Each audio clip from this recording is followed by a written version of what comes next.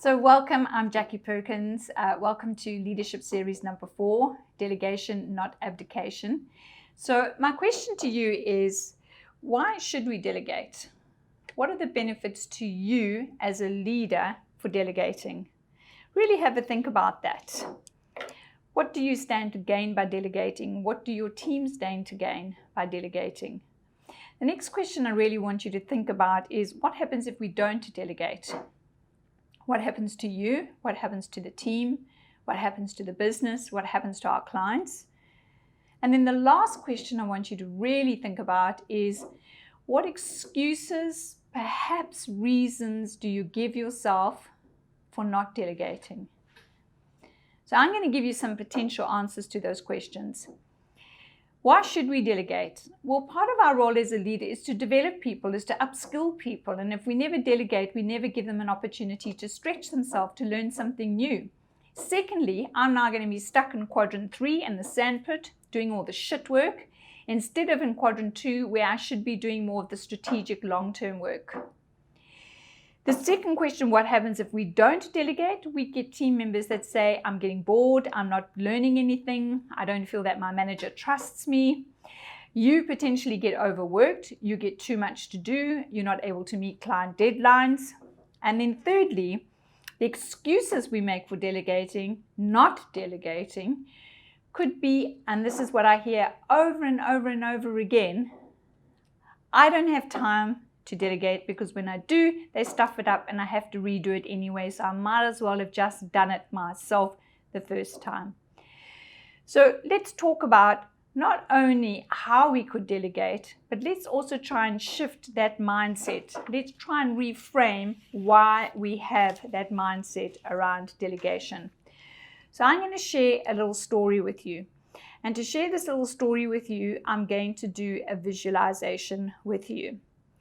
So, when my husband and myself and our 3 children immigrated to Australia, we did not know a single soul. We did not have any family here, and my hubby couldn't find a job except in Toowoomba. We were living in Brisbane.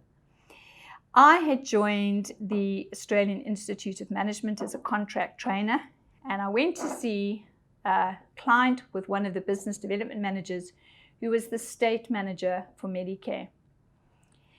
Now, after the meeting, the state manager said we would like the same facilitator to go to every single one of our branches throughout Australia to roll out this customer service program for Medicare. And I didn't say anything like, I don't know if this is going to be possible. I've got 3 kids at home. They're not in a school route, a bus route to get to school. We don't have family around to help. This is going to be really tricky. This is going to be difficult. I just kept quiet because I didn't want the business development manager to lose the work.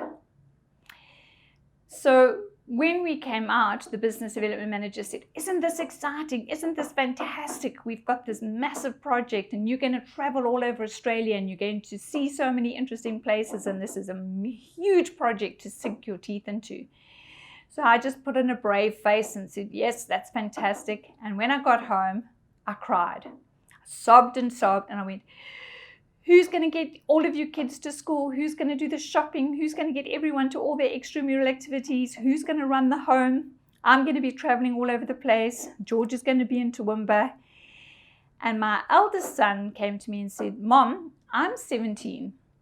And did you know that in Australia, you can get your license at 17 and I can drive and I can take everyone to school. I can do the grocery shopping. I can take everyone to their extramurals. This isn't a train smash. So I said, fantastic, off you go to Queensland Transport and get your license. He came back a while later and he said, Mom, did you know you have to drive 100 hours before you actually get your license? Now in South Africa, you can go write your learners, and if you take your test the next day and you pass, well, you get your license. So I'm going, okay, what are we going to do now? So Tyler's, my eldest, said, well, Mom, you're just going to have to let me get my 100 hours. So every time I got in the car, he'd say, Mom, you need to let me drive. And I would say, no, I'm too stressed. I can't let you drive. I'm driving a new car that I don't really know how to drive. I don't know the rules of the road. I think I got $2,500 worth of fines in my first 3 months of being here because I kept making mistakes. I'm trying to use a GPS system that I'd never used before. I'm not sure where I'm going. So I would just say, no, I just need to get to the shops and back. I don't have time to teach you. And he said, if you don't let me drive, how am I ever going to get my 100 hours? Now, this is the analogy I want you to think about. What holds us back around delegating is our mindset. We think to ourselves, I have to put this much amount of work, effort, and energy in to get this output. So is it worth it to put all this effort and energy into teaching this person and checking up on them to get this output? I might as well do it myself. And that's exactly what I was thinking every time I had to teach my son how to drive 100 hours. I'm thinking, freaking hell, all this work and energy teaching him to drive just to get to the shops and back. But I really had to think about in 100 hours time, he would know exactly what to do. So the level of input from me and guidance from me would be this much, but the output would be massive, that he could take everyone to school, do the shopping, do the extramurals, do all that stuff. It would be absolutely phenomenal. So I want you to think about the pendulum swinging from this, all this work and effort and energy to get this output, to minimum input and maximum output. So that's the mindset we want to start with. The second thing around mindset is I want you to think about you're never going to get out of the sandpit unless you're delegating some of those jobs to free you up to get your rocks done, which is what your performance is being measured against. So there's a great little video that I want you to watch. It is on my favorite resource list, which is aligned to series number 4. It is called The Leader's Guide to Delegating. I've also embedded it in the PowerPoint, so if you'd like a copy of the PowerPoints, flick me an email and I'll happily send them to you. Otherwise, just go look it up on YouTube, The Leader's Guide to Delegating. And these are the 5 steps that you're going to follow. So I'll jot down the 5 steps here on the flip chart, and you can also watch it on the video. So the first step is that you really want to analyze the task. So you really want to analyze the task. So the task or the job, the assignment that I'm going to delegate, have I really analyzed it? Now, there are 4 things that you want to unpack. You want to ask yourself what the goal is of this job. Because if you don't know what the end goal is, if you don't know what it is that you're wanting to achieve, then how are you going to communicate to your delegatee what the outcome is going to look like? The next thing is you want to make sure that you're able to communicate the deadline. And the deadline is going to inform you whether this is an opportunity to coach someone. So if the deadline is in 3 months' time, I might say, oh, fantastic, I've got time to coach someone. But if the deadline is for 48 hours, this is not a coaching opportunity. I need to throw this at someone who's up and running already. The third thing we need to consider is what resources we have. So we don't want to set someone up to fail and say, right, off you go and do this job, but they don't have the necessary resources to do the job. And finally, we want to unpack the deliverables. And when I talk about the deliverables, I'm talking about what that breaks down into. What are the outputs you're looking for? So you're giving a very clear communication when you delegate. The second step is you want to select a delegatee. So who am I going to give this job to? So I'm going to introduce you to something called the 4 C's. So let's write 4 C's and identify what those 4 C's are. So the first C is, how competent are they? So for the job that I want to give them, how would I rate their skill set, their competency? Do they have a high skill set, a medium skill set, or a low skill set that equips them to do that job? The next C is, what is their character? Now, when I talk about character, We spoke about this in Leadership Series number 2, Adapting Your Leadership Style, where we spoke about the DISC profile and we looked at the 4 bird types. So do I need an eagle to do this job? Do I need a peacock to do this job? Do I need a dove to do this job? Or do I need an owl to do this job? What is their commitment level like? Are they highly committed? Do they have a medium commitment level? Or do they have a low commitment level? Because their level of commitment is going to indicate how much they actually are going to be engaged in taking ownership of this task. And the last C is, what capacity do they have? What capacity do they have? Because I don't want to overload someone that they're not able to do it successfully. So when we look at this, commitment level will be impacted if I'm giving the wrong job to the wrong bird. So for instance, if I'm going to delegate a spreadsheet creating a leave roster for 120 staff over Christmas to a peacock, they're going to go, holy moly, I hate that kind of stuff. I hate detail. I hate spreadsheets. I'm going to procrastinate on that. And then I tell myself a story and go, oh, don't ever delegate anything to Jackie. She never gets it done. Meanwhile, it wasn't that Jackie never gets anything done. It just wasn't the right fit. The commitment level for spreadsheets was very low. However, if you'd gone to Jackie and said, hey, we really need to increase team morale. We really need to get team bonding going. I'd like you to set up a social club and invite everyone once a month. Jackie would be onto it. She'd be a star at it because it's a good fit for her bird. So commitment level, you really need to be thinking about the character, the type of job. You need to be thinking about your bird type. Competency level is going to indicate how much coaching you need to give this person. And capacity will give you an indication as to how much time they have to learn a new skill. Now, the third step is actually assigning the task. So we want to assign the task, and this is where we're going to use the most magnificent little tool. It's called the Delegation Checklist. The Delegation Checklist. Now, if you go onto my website and you look at coaching tools, you will find underneath the topic of Leadership Series number 4, a great little checklist that looks like this. Now, I'm going to up the ante here now, and I'm going to really encourage you to use this tool in a way that is probably counterintuitive to you. I'm going to ask you to become a Socratic coach. What do I mean by that? Socrates, a Greek philosopher, was famous for this statement. I cannot teach you anything. I can only make you stop and think.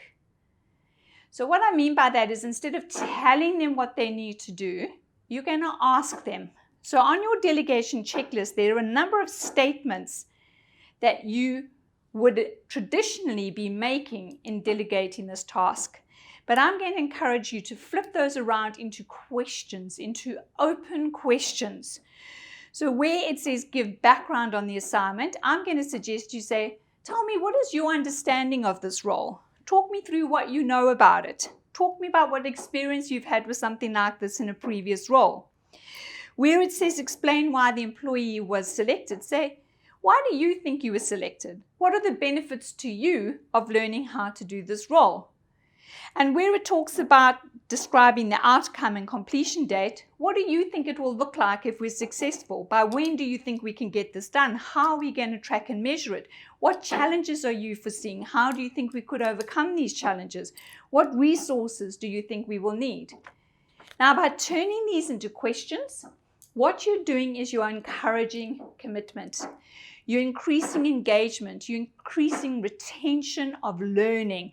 Because instead of just telling where I just become a passive recipient, I'm getting people to listen and take ownership and really create neural pathways by thinking, how am I actually going to take on the responsibilities of this new job?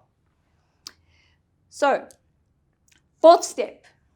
The fourth step is where we actually talk about the level of authority.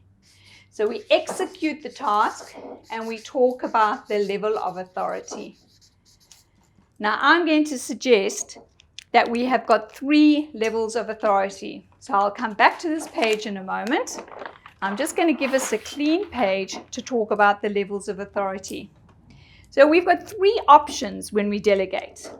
We've got option 1, where I'm going to simply tell them what to do. And in this instance, they have absolutely no authority. So let's use the example of Jackie has just got a job working for a training company, and the general manager said, Jackie, we need to equip a new training room. The budget is $100,000. This is the equipment we need. This is where you need to source it from.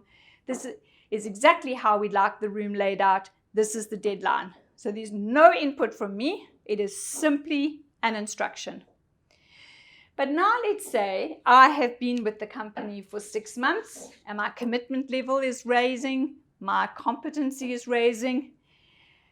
I now might say, actually, we could involve Jackie with this delegation and have shared authority. So when we have shared authority, my general manager would come along and say, hey, Jackie, we've got a budget of $100,000. We need to equip the training room. What equipment do you think we need? Why don't you go research some other training companies and see what they're doing? Why don't you do an analysis of the different equipment and come and discuss it with me, and we can do a pros and cons list? What are your ideas on the layout of this room? Where do you think we could possibly add value? And so we have a shared authority. Or I might say, well, Jackie, you've been here a year now and you've proved yourself highly competent. I think I'm now ready to empower you. And when I empower you, I give you full authority. And when I give you full authority, that means I basically say, here's a check for $100,000, go shopping. You don't need to check in with me. You don't need to run it past me.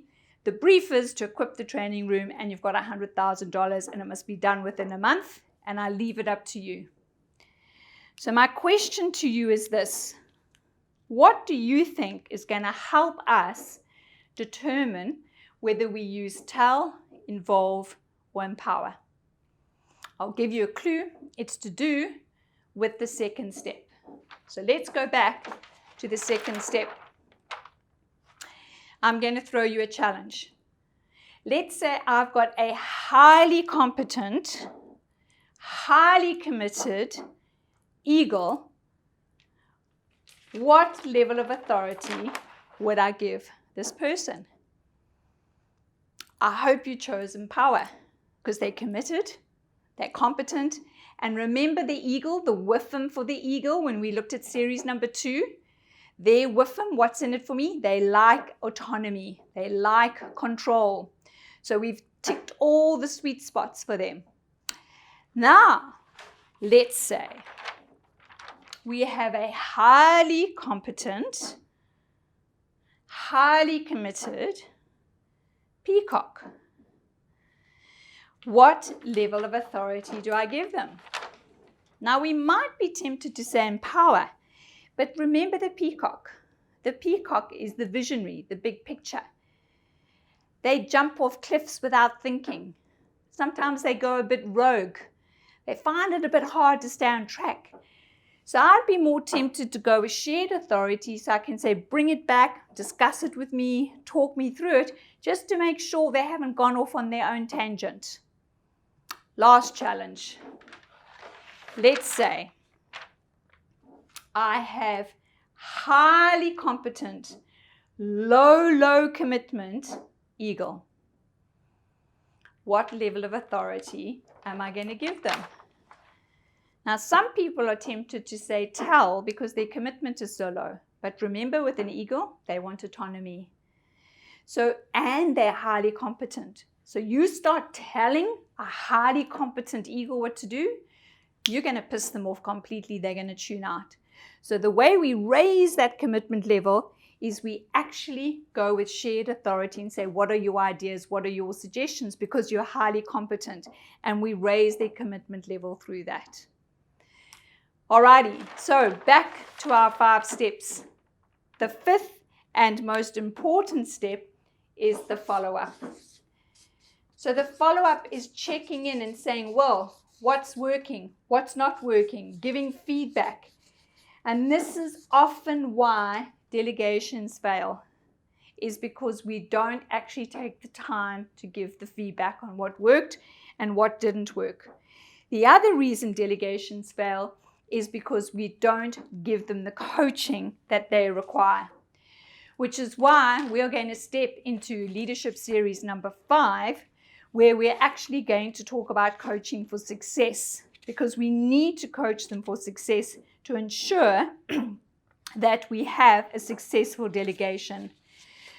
So my coaching questions to you to consider: what do you have in your quadrant 2 right now that you're not getting to because you're too busy stuck in the sandpit? What rocks would you like to be doing, but you're not doing because you're playing in the sandpit? So what task projects could you be delegating that are in your quadrant 3, your sandpit, to free you up to do your quadrant 2? Then I'd like you to think about how you can use this delegation checklist. How can you convert all these statements into open questions to get commitment, to get engagement, to get involvement and ownership from your delegatee? And finally, how can you apply these 5 steps to that delegation? Particularly, what level of authority are you going to apply? So I'm going to give you a little activity to do. At the end of this, I want you to go and identify at least one job sitting in your quadrant 3 that you could be delegating. Think about the delegatee in terms of the 4 C's. What is their competency level? What is their commitment level? What bird are they? Think about how you can use the delegation checklist, and think about what level of authority you will give them, and schedule some time to give them feedback. And I'm pretty confident you'll have a far more successful delegation. So just to remind you, there's a lot of supporting tools for you. Pop onto my website and go to the coaching tools tab. You will see the coaching tool resources for you. They are also my favorite resources that you'll be able to access that will be available. If you'd like the PowerPoints, flick me an email, or if you'd like some customized one-on-one virtual coaching or group coaching, give me a call and we can set that up for you. Until next time, you know what to do. Be bold, be curious.